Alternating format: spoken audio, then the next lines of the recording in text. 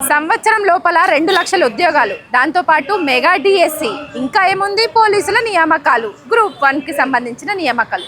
ఇవన్నీ కాంగ్రెస్ గవర్నమెంట్ వచ్చినాక టక్కా మన అయిపోతాయి అనుకురు.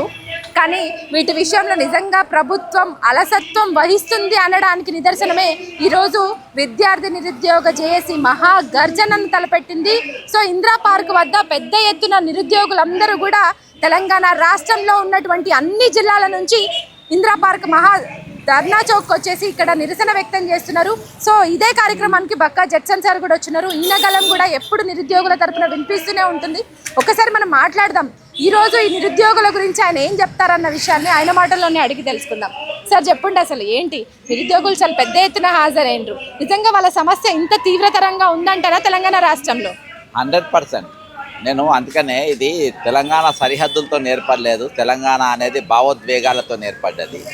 భావోద్వేగాలతో నేర్పడ్డ తెలంగాణ రాకముందు గత ఆంధ్ర సర్కారు అప్పుడు జాబ్ క్యాలెండర్ ఇచ్చిండ్రు, నౌకర్లు ఇచ్చిండ్రు, అన్ని ఇచ్చిండ్రు. కానీ స్వయంపాలన నీళ్లు నిధులు నియామకాలని ఈరోజు మన ఆత్మగౌరవాన్ని తెలంగాణ తెచ్చుకున్న తెలంగాణలో సరే గత ప్రభుత్వంలో మాకు అవకాశాలు రాలే, ఈ ప్రభుత్వం వస్తుందని చెప్పేసి మార్పు దిశగా తెలంగాణ నిరుద్యోగులందరూ కూడా బస్ యాత్ర చేసి ఈరోజు కాంగ్రెస్ పార్టీ అధికారాన్ని తీసుకొని వచ్చిన తర్వాత మరి ప్రియాంక గాంధీ గారితో యూత్ డిక్లరేషన్ అని డిక్లేర్ చేపించిండ్రు.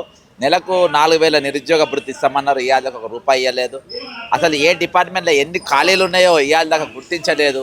రిటైర్డ్ అయిన ఎంప్లాయీస్ ఈరోజు ఒక ఎమ్మెల్యే చనిపోగానే ఇంకో ఇమ్మీడియట్గా అక్కడ ఎలక్షన్ పెడతారు. రిటైర్డ్ అయిన ఎంప్లాయీస్ ప్లేస్లో రిటైర్డ్ తీసుకొచ్చి ఆడ పెడుతున్నారు నింపకుండా. జాబ్ క్యాలెండర్ ఒక ఉద్దేశమే అది. ఇవాళ వరకు జాబ్ క్యాలెండర్ చర్చ జరగలేదు. మరి వీరి తరపున నిలబడ్డటువంటి మేధావులు ఆకునూరు మురళి కానీ, లేకుంటే కోదండరామ్ కానీ, గంట చక్రపాణి కానీ వీళ్ళందరూ కూడా ఈరోజు ప్రభుత్వ పథకాలతో అలంకరించబడి వాళ్ళు సెక్రటరీలలో కూర్చున్నారు. ఈరోజు గత్యంతరం లేని పరిస్థితులలో వాళ్ళ హామీలు వాళ్ళని గుర్తు చేయాలని చెప్పేసి ఈరోజు రాష్ట్ర నలుమూలల నుంచి తమ్ముడు జనార్దన్ కానీ, లేకుంటే మరి అర్జున్ వాళ్ళందరూ అన్ని జిల్లాలు తిరిగి ఈరోజు వాళ్ళ సొంత బండ్ల బస్సులల్లో వాళ్ళు ట్రైన్లల్లో ఈరోజు రాత్రంతా ప్రయాణం చేసి ఈరోజు ఆదిలాబాద్కి వెళ్ళి మొదలుపెట్టి నాగార్జున సాగర్ వరకు ప్రతి నిరుద్యోగి ఈరోజు ఇక్కడికి రావడం జరిగింది. నిజంగా వాళ్ళు ఏవైతే 46వ జీవో కొట్టేస్తామన్నారు ఎన్నికల ముందు, దానికి సీటక్క, కోమర్రెడ్డి, వెంకటరెడ్డి వీళ్ళందరూ కూడా మాటిచ్చారు. ముఖ్యమంత్రి మాటిచ్చారు, బట్టి విక్రమార్క మాటిచ్చారు, మాట తప్పారు. మళ్ళా గ్రూప్ 1 ఎగ్జామ్ ఉన్నాయి, మొత్తం ఖాళీలన్నీ నింపుతామన్నారు, ఇవాటి వరకు నింపలేదు. కాబట్టి డిఎస్సీలో 20,000 పోస్టులు ఇస్తామని చెప్పి మేనిఫెస్టోలో పెట్టిండ్రు. కేవలం 11,000లో కూడా 6,500 గత బీఆర్ఎస్ ప్రభుత్వం ఇచ్చినాయి. వీళ్ళు ఇచ్చినాక నౌకర్లు ఏంటంటే 5,000. అన్ని పాత నోటిఫికేషన్లు వీళ్ళు నియామక పత్రాలు ఇచ్చి మేము ఇచ్చినామని చెప్పడం ఇది సిగ్గుచేటు. కానీ ఏది ఏమైనప్పటికీ వాళ్ళు అనుకుంటున్నారు ఈరోజు మేము గద్దెనెక్కినాం, 5 ఏళ్ళు అయితే మేము గద్దె మీద ఉంటాం కదా అని. ఇక ఫ్యూచర్లో ఈ నాయకులు కాదు ఏ పార్టీ కూడా బుద్ధి వచ్చేటట్టుగా ఈ 3.5 సంవత్సరాలు మాత్రం ఒక నిర్మాణం ప్రకారం ఈరోజు నిరుద్యోగ విద్యార్థుల ఉద్యమం అనేది ఖచ్చితంగా కొనసాగుతుంది. సో ఇప్పుడు ప్లానింగ్ డిపార్ట్మెంట్లో కావచ్చు, అట్లాగే ఇప్పటివరకు నేను కొంతమంది సోదరులతో మాట్లాడినా, సో విద్యుత్ రంగంలో కావచ్చు, అంటే ఏఈలు, ఎస్సీలు, జేఎల్ఎంలు చాలా పోస్టులు ఖాళీగా ఉన్నాయి. అంతేకాదు సార్, వీళ్ళు తీసుకొచ్చినటువంటి భూభారతి చట్టంలో కూడా చాలామంది వేకెన్సీస్ ఉన్నాయి. వాటి విషయంలో కూడా నోటిఫికేషన్స్ వేయమని కూడా వీళ్ళు డిప్యూటీ సర్క్యులర్స్ అంట, వాళ్ళు ఉంటేనే అక్కడ బొమ్మ గీయడము, ఇవన్నీ మ్యాప్స్ వేయడం ఇదంతా ఉంటుంది. అసలు దాంట్లో కూడా పనులు లేకుండా ఇట్లా ప్రతి రంగంలో కూడా ఖాళీలు ఉన్నాయి. ఆ ఖాళీలను భర్తీ చేసే విషయంలో ఎందుకు ప్రభుత్వం ఆ పనులు వాళ్ళని భర్తీ చేస్తేనే కదా పనులు ముందడి పోతాయి, లేకపోతే ఉన్నోళ్ళ మీద పని ఒత్తిడి భారం పడదా? మరి ఇది ఎందుకు తెలుసుకోలేకపోతుంది? ఇప్పుడు దానికి రోజువారీ కుళ్ళు లెక్క పెట్టుకుంటే ఇప్పుడు హైడ్రా ఉన్నది, హైడ్రాలో కూడా ఎంప్లాయీస్ లేరు. ఇదే 46 జీవో నౌకర్ రాని వాళ్ళకు నెలకు 10,000, 12,000 ఇచ్చి వాళ్ళని పెట్టుకొని వాళ్ళతో నడిపించే పరిస్థితి ఈరోజు ఉన్నది. అయితే డిపార్ట్మెంట్ అంటే వీళ్ళకి అసలు నౌకర్లు ఎందుకు ఇస్తలేరు, నోటిఫికేషన్ ఎందుకు ఇస్తలేరు అంటే వాళ్ళు ప్రభుత్వం పనుల రూపంగా వచ్చిన పైసలన్నీ ఈరోజు కాంట్రాక్టర్లకి ఇవ్వడానికి, లేకుంటే సుందరీకరణ ప్రోగ్రాంలు పెట్టడానికి, మిస్ వరల్డ్ ప్రోగ్రాంలు పెట్టడానికి వాటి కోసం వాడుతుండ్రు, లేకుంటే అవార్డ్స్ ఫంక్షన్ పెట్టడానికి అసొంటికి వాడుతుంది. కానీ వీళ్ళు వాడతారు ఎందుకంటే అవి పెడితే వీళ్ళ కమిషన్లు వస్తాయి. నిరుద్యోగుల నౌకర్లు జీతాలు ఇస్తారు, కమిషన్లు ఇవ్వరు కదా. కాబట్టి ఆ రోజు నిరుద్యోగులకు పైసలు ఇవ్వకుండా నిరుద్యోగులు జీతాలు ఇవ్వాల్సి వస్తుంది. వీళ్ళకి ఇదే కాంట్రాక్ట్ ఎంప్లాయీస్ అని చెప్పేసి 10,000, 12,000 చేస్తున్నారు నౌకరు. కాబట్టి వాళ్ళు ఆ దిశగా ఆలోచిస్తున్నారు. కానీ ఈరోజు ప్రభుత్వ ఉద్యోగులను నింపాలని కానీ, లేకుంటే వీళ్ళకు ఉద్యోగం కల్పించాలని కానీ ఈరోజు రాజీవ్ అది ప్రోగ్రామ్ యువ వికాస ప్రోగ్రామ్ అని పెట్టింది. రాజీవ్ యువ వికాస ప్రోగ్రామ్ ఇక్కడ కనబడదు. 2వ తారీఖు లోన్లు ఇస్తామన్నారు. ఇవాటి వరకు లోన్లు ఇచ్చిన పరిస్థితి ఉందా? ఇస్తుండ్రా? కనబడుతుందా? అది కాబట్టి ఇంత దారుణంగా ఈరోజు నిరుద్యోగులను మోసం చేసేది. అందుకనే ఈరోజు నిరుద్యోగులు తమ అర్థనాదాన్ని వినిపిస్తున్నారు, వాళ్ళ గలాలు వినిపిస్తున్నారు. ఈరోజు ప్రభుత్వానికి ఖచ్చితంగా దీంతో బుద్ధి రావాలని కోరుకుంటున్నారు. వాళ్ళు అనుకుంటారు వన్ డే మ్యాచ్ నడుస్తుందని. వన్ డే మ్యాచ్ కాదు, టెస్ట్ మ్యాచ్ నడుస్తుంది. వీళ్ళందరినీ కూడా సోషల్ వారియర్స్గా మేము మారుస్తాము, సోషల్ మీడియా వారియర్స్గా మేము మారుస్తాము. ప్రభుత్వాన్ని నిలదీసే విధంగా వీళ్ళు ఖచ్చితంగా ముందుకు పోతారు. సో యువత భవిష్యత్తును సో ఎంతో ముందుకు తీసుకుపోవాలి, వాళ్ళకు బంగారు భవిష్యత్తు ఉంటుందని ప్రాణాలను పణంగా పెట్టినటువంటి చరిత్ర మనది. అట్లాంటి నిరుద్యోగులను ఈరోజు కాంగ్రెస్ ప్రభుత్వం దగా చేస్తుంది. దీన్ని ఎట్లా చూస్తారు? దగా కాదు, మొత్తం మోసం చేసేది. ఈరోజు వీళ్ళని చూస్తేనే ఈసడించుకుంది. కేసులు పెడుతుండ్రు, కొడుతుండ్రు. అర్థమైందా? ఎన్ని కేసులైనా తెలుసు కదా. జనార్దన్ మీద కేసులైనాయి, మా మీద కేసులైనాయి. గ్రూప్ 1 ఎగ్జామ్, రేపు ఎగ్జామ్ అన్నా ఇక రాత్రి తీసుకుపోయి పోలీస్ స్టేషన్లో పెట్టిన పరిస్థితులు.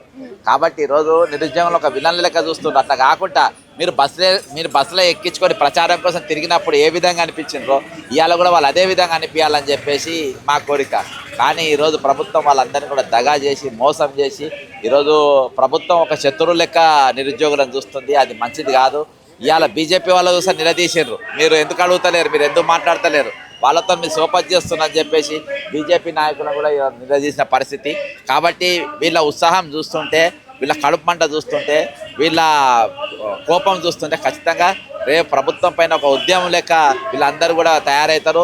నిత్యం అంటే ఇయాల్టి కాదు, ఎప్పుడు కూడా ప్రభుత్వాన్ని ప్రశ్నించే విధంగా వీళ్ళ యాక్టివిజం ఉంటుందని నేనైతే భావిస్తాను. అంతే సార్. నేను కాంగ్రెస్ ప్రభుత్వం వచ్చినాక ఇట్లా ధర్నా చౌక్లో నిరుద్యోగులకు కావచ్చు, ఇంకే డిపార్ట్మెంట్ వాళ్ళకు కూడా పెద్దగా పని ఉండదేమో. మరి మార్పు కోసం ప్రజాపాలన అంటూ వచ్చినటువంటి కాంగ్రెస్ ప్రభుత్వం అందరికీ అన్ని డిపార్ట్మెంట్స్ వాళ్ళకు వాళ్ళకి ఇచ్చినటువంటి హామీలు అన్నిటి మీద నిలబడుతుంది అనుకున్నా.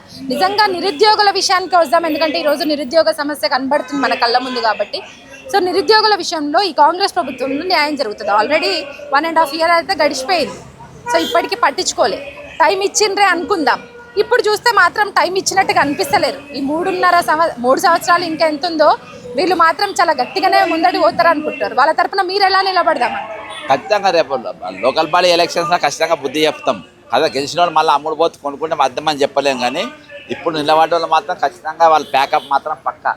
ఈసారి ఛాన్సే లేదు, వాళ్ళు పక్కా ఓడిపోతారు. ఈసారి కాంగ్రెస్ పార్టీ పుత్తగతులు ఉన్నాయి. ముఖ్యంగా బట్టి విక్రమార్క, రేవంత్ రెడ్డి ఇద్దరిని మాత్రం ఈసారి నిరుద్యోగులు ఫస్ట్ టార్గెట్ వాళ్ళనే చేస్తారు. ఈసారి నిరుద్యోగులు కూడా కొన్ని స్థానాలలో పోటీ చేసే అవకాశాలు కూడా ఉన్నాయి.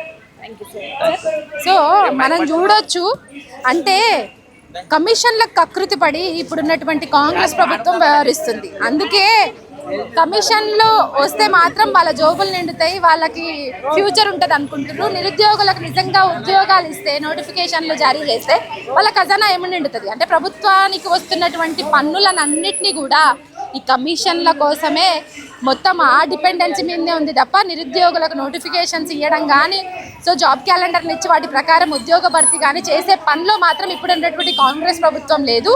కానీ నిరుద్యోగులు ఇవన్నీ కూడా గమనించారు. ఎట్లయితే కాంగ్రెస్ ప్రభుత్వాన్ని గెలిపించుకున్నారో రాబోయే రోజుల్లో అంతెందుకు స్థానిక ఎలక్షన్స్కి వెళ్దాం అనుకుంటున్నారు కదా, ఖచ్చితంగా స్థానిక ఎలక్షన్స్లో బుద్ధి చెప్పే రోజు ఫ్యూచర్లో చూస్తారనేసి కూడా పక్కా జడ్సన్ సార్ చెప్తున్నారు. కెమెరా పర్సన్ రాజేష్తో హరిత, న్యూస్ లైన్ తెలుగు.